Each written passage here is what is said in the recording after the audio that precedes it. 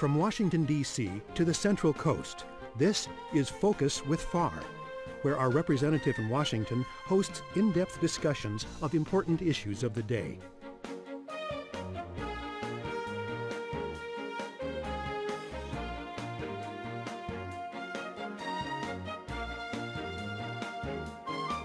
And now, Congressman Sam Farr. Hello, thank you for watching another Focus with Farr. This program comes to you from our nation's capital to keep you well informed about the essential issues here in Washington, D.C. What we do here in Washington has a profound effect on our lives here on the Central Coast. From healthcare to education, the economy and jobs, the choices we make impact both you and your family. I wanted to take a moment and discuss with you some of those choices. And I could think of no better person to join me than a senior member and leader of the United States Congress, my good friend Steny Hoyer. Congressman Hoyer of Maryland serves as the House Democratic Whip in the 112th Congress, plays a key role in shaping Democrats' legislative priorities. He previously served as the House Majority Leader from 2007 to 2011, I believe it was, and was elected to the House back in 1981. Before coming to Congress, the congressman served as president of the Maryland State Senate. I remember running for Congress and always calling him Mr. President by phone calls from the California Assembly. Congressman Hoyer spearheads the House Democrats, and he is really in charge of this Make It in America jobs plan and has been a strong advocate for fiscal responsibility. So I just wanted to bring you aboard on Focus with Farr and thought we could spend about a half hour discussing sort of, you know, you've been here since 1981 and you've seen a phenomenal change of presidents and leadership in the Senate and the House and this nation over a long, over 30 period of years of change. And how come we've just gotten to this point now where it seems that people don't have any trust in Washington, and it seems to be emphasizing the negative than the positive, and the spirit of America is waning. What's caused all this, in your opinion? You know, Sam, I had, first of all, let me say how pleased I am to be with you.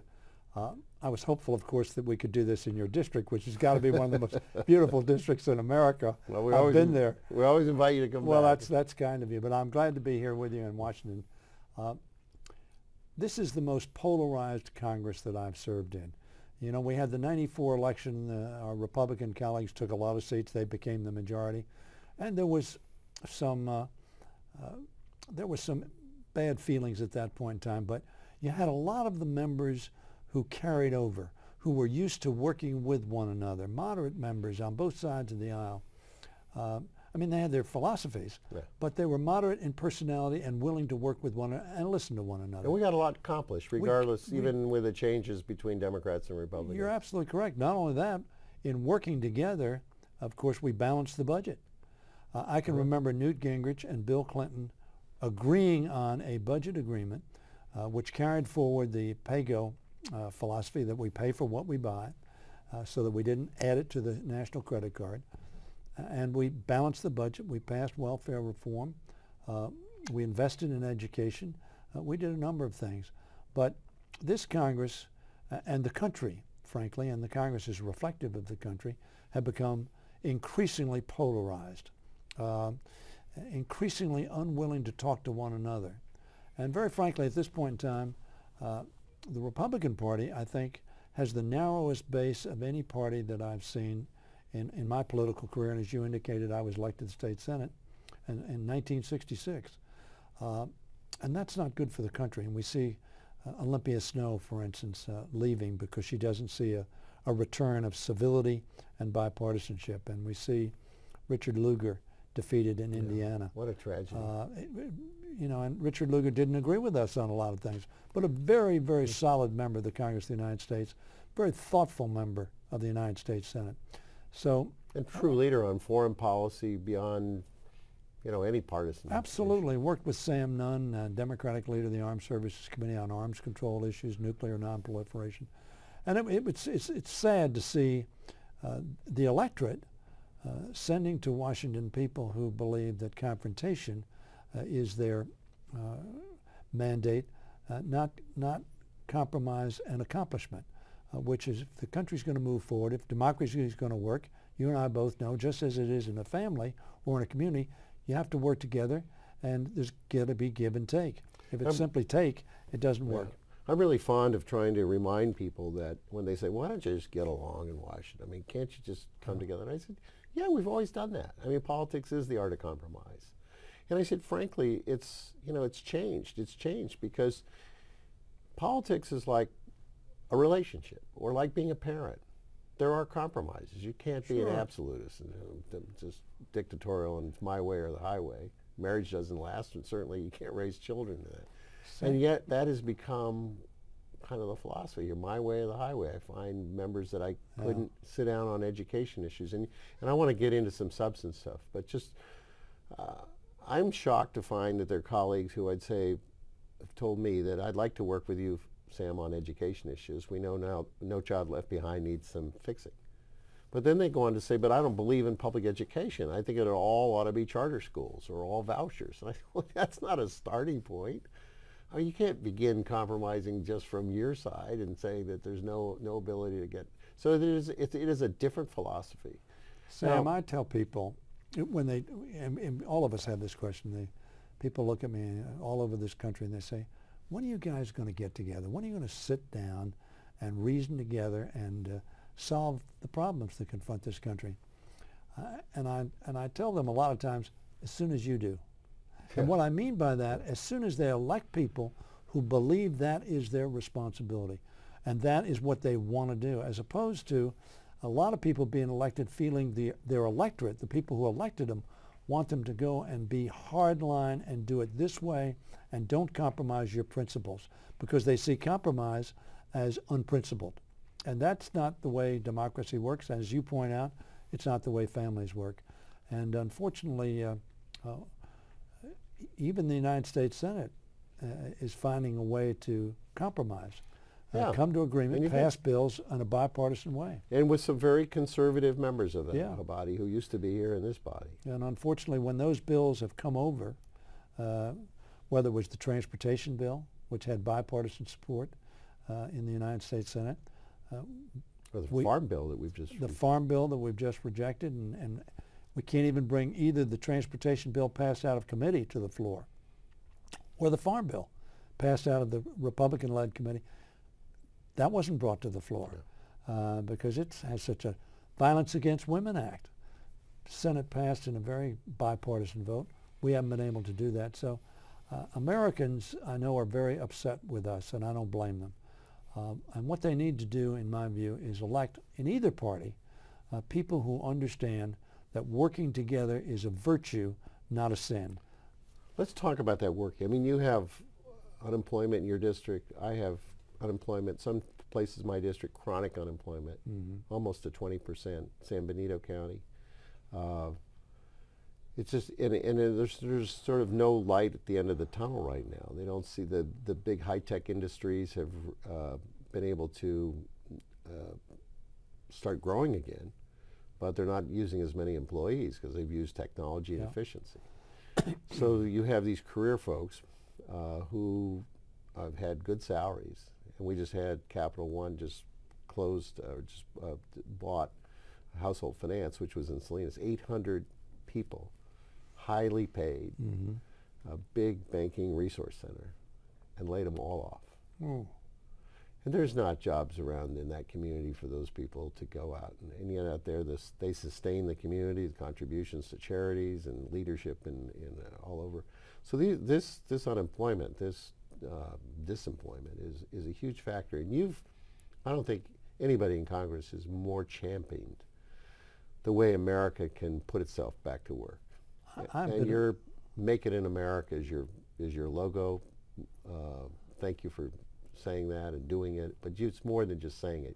You've got a really good plan. Sam, thank you very much for saying that. When I was the majority leader, we talked about, obviously the economy was struggling at that point in time still, and we talked about how we could create more jobs in America.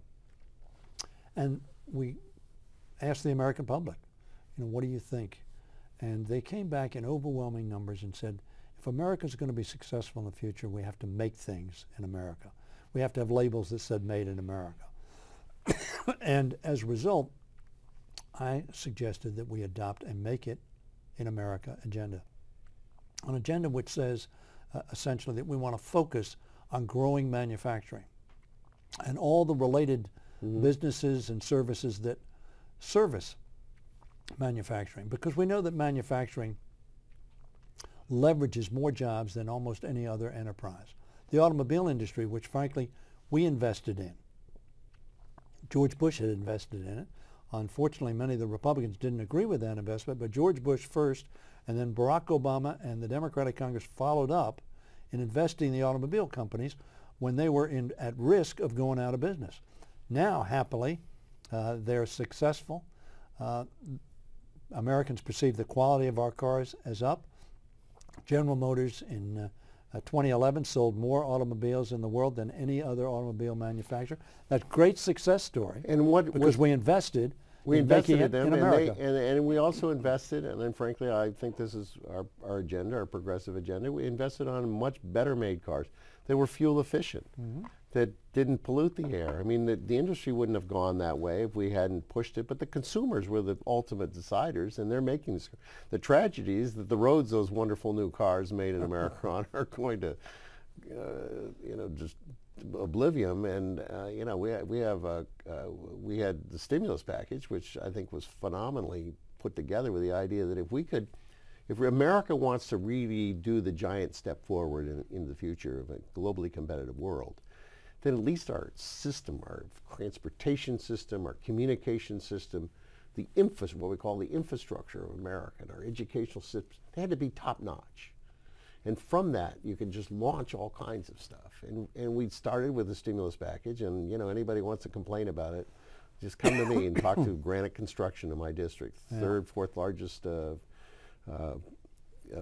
public works company in the country, and they live totally on government contracts. There was no private contracts, and I've had over and over, and we've built some good stuff, and all those contracts went to private contractors who kept their business alive because they got the stimulus back. Sam, I have a Great Mills Construction in my district, same story. I talked to him the other day, and he said, I'm not getting any commercial business, thank God for the government investment in infrastructure.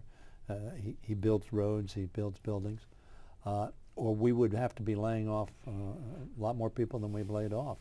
But when we talk about infrastructure in particular, America, of course, had a wonderful infrastructure. We invested in roads. Under Eisenhower, we started this magnificent highway program, which facilitated commerce. It facilitated tourism. It facilitated economic activity, and facilitated the growth of communities.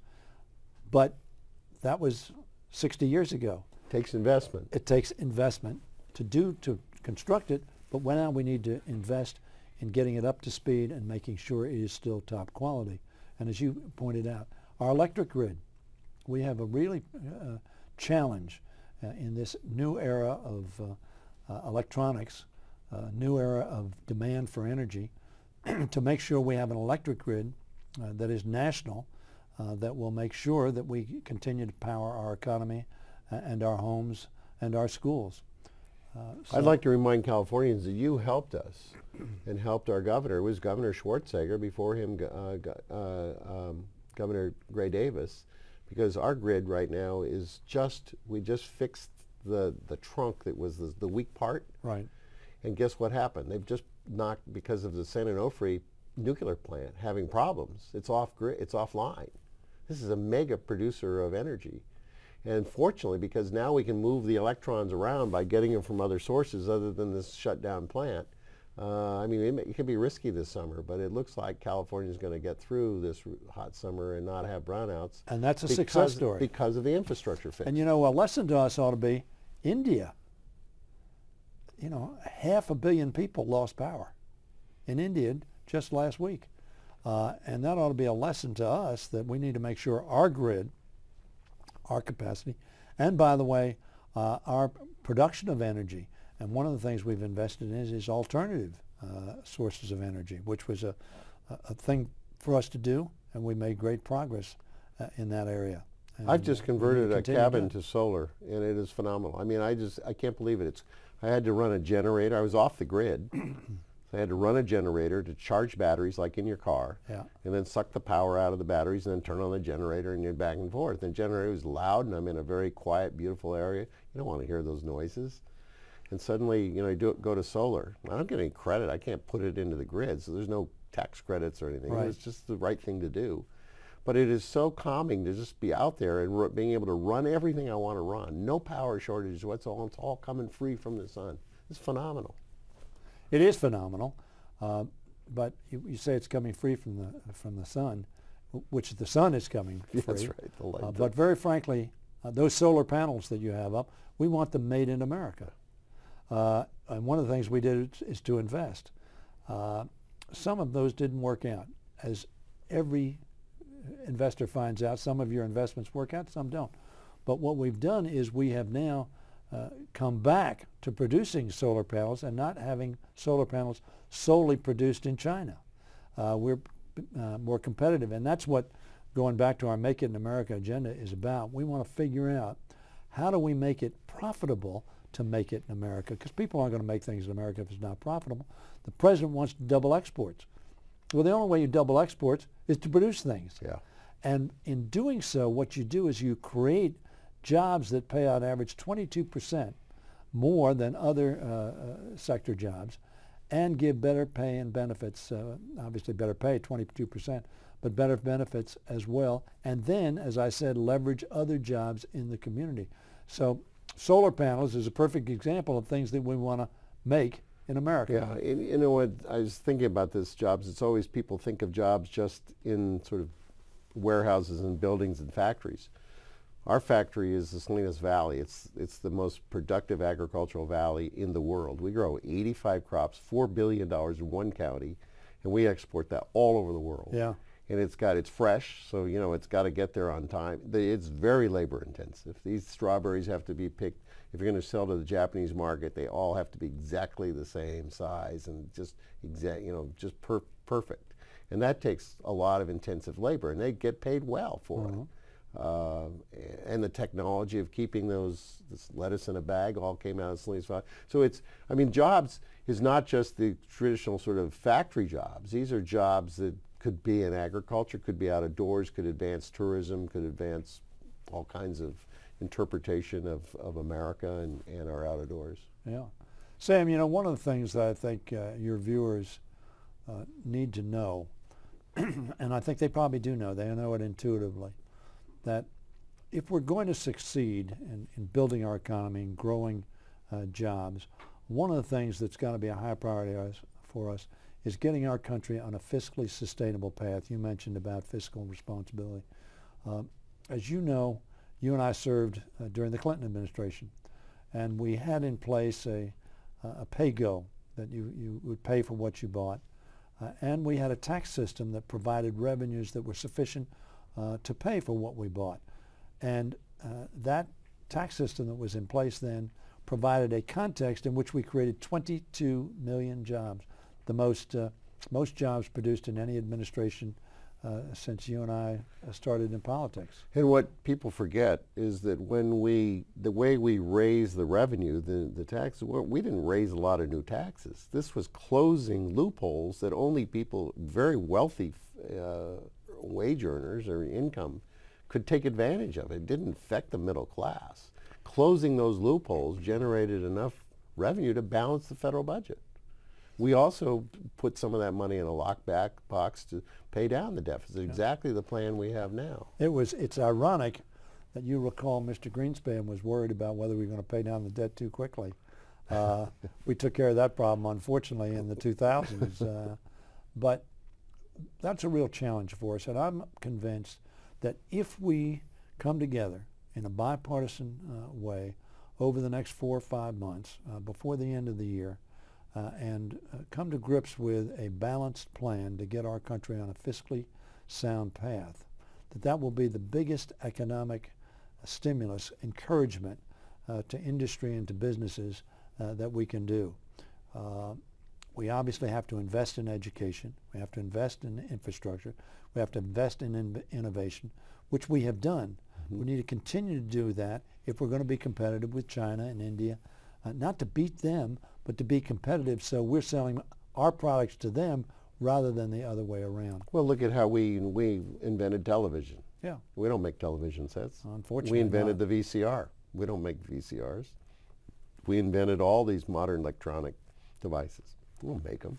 I mean, we've lost all that. I mean, we've got to bring. We have the capacity to make these things. You know, you're from California, of course, which is one of the centers of the world in terms of invention, innovation, and development of electronic devices and communications devices that are used here and around the world. Andy Grove, who of course is one of those people that was critical to that development, has said that if we continue to outsource the production of the items that we invent, innovate, and develop here in the United States, then what will happen is the inventors, the innovators, and the developers will go to where the product's being taken to scale. And we will lose that ability to invent and innovate and develop. And people don't understand that, because with today's technology, you literally can invent on the line, because you're doing this, your assembly line is being run by computers. Yeah. So all you have to do is tweak the computer, and it tweaks the product. So if you're going to try to do modifications and upgrades and things like that, you don't have to be sitting here in the United States if all the manufacturing is being done somewhere else. You're right. You're going to go to where it's being built. Yeah, and so in any event, let's get on to what you have about.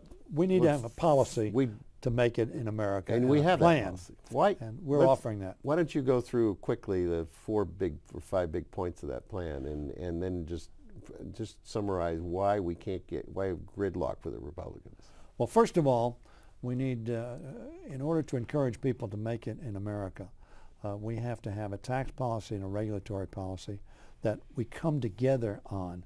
The regulatory policy has to make sure that we're protecting consumers, that we have a level, fair playing field for competitors, but that does not impede the growth of business. We have to have a tax policy that makes us competitive with the rest of the world. President Obama spoke about that in his State of the Union last year. So that's the first thing we have to do. Secondly, we need a plan.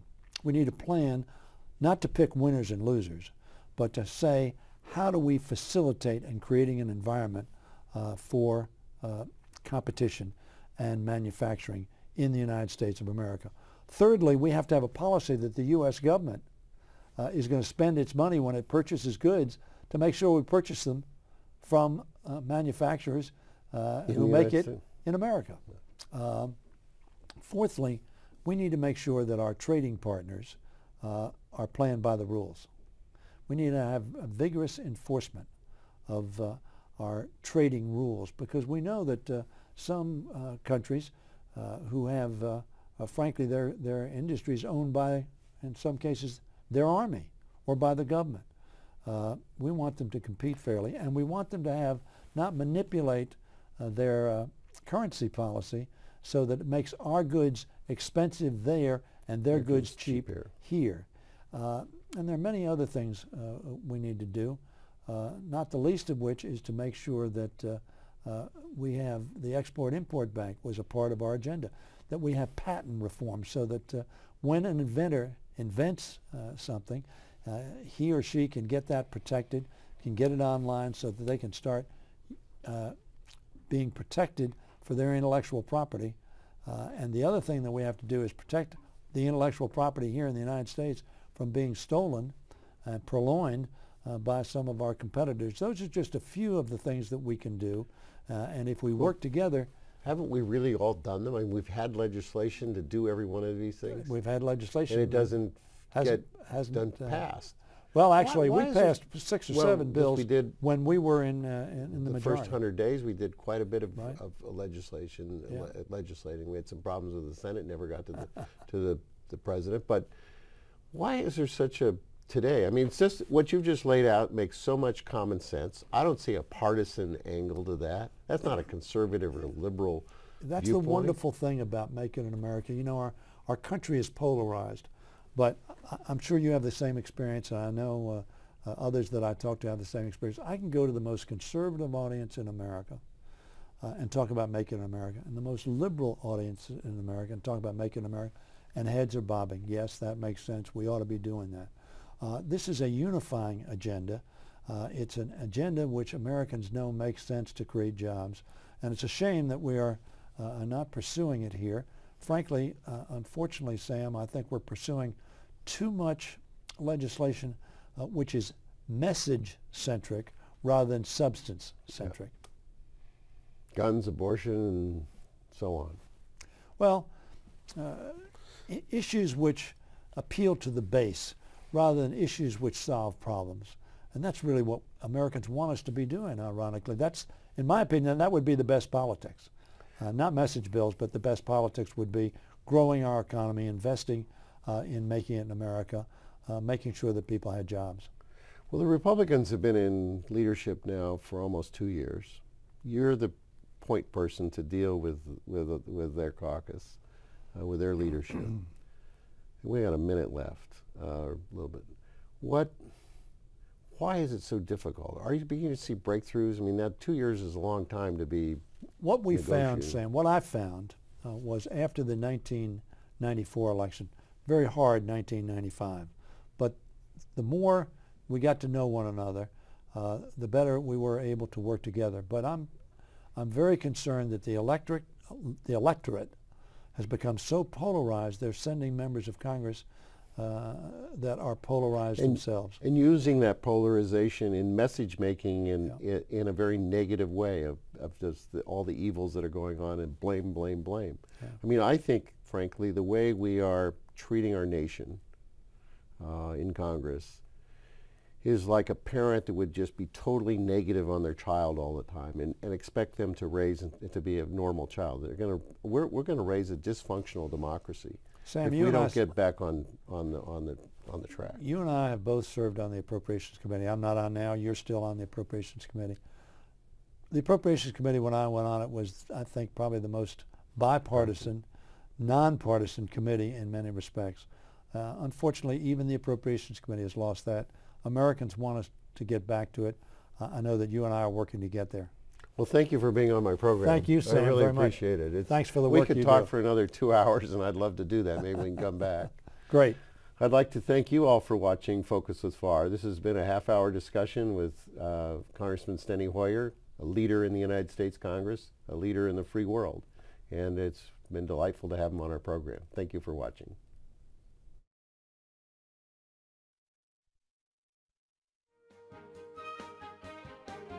For more information, contact one of Congressman Farr's district offices.